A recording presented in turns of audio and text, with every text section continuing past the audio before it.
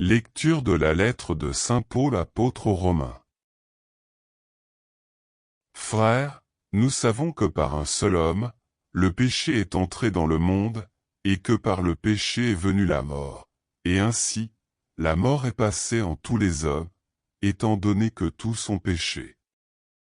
Avant la loi de Moïse, le péché était déjà dans le monde, mais le péché ne peut être imputé à personne tant qu'il n'y a pas de loi. Pourtant, depuis Adam jusqu'à Moïse, la mort a établi son règne, même sur ceux qui n'avaient pas péché par une transgression semblable à celle d'Adam. Or, Adam préfigure celui qui devait venir. Mais il n'en va pas du don gratuit comme de la faute.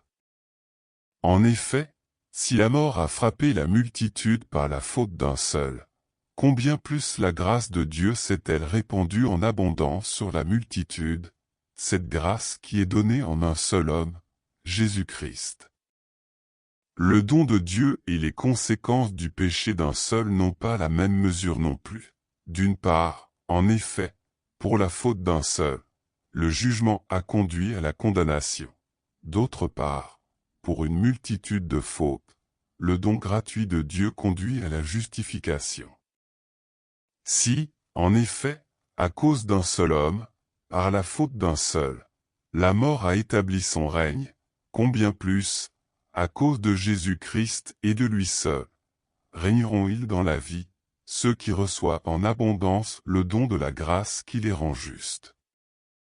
Bref, de même que la faute commise par un seul a conduit tous les hommes à la condamnation, de même l'accomplissement de la justice par un seul a conduit tous les hommes à la justification qui donne la vie. En effet, de même que par la désobéissance d'un seul être humain la multitude a été rendue pécheresse, de même par l'obéissance d'un seul la multitude sera-t-elle rendue juste. Parole du Seigneur.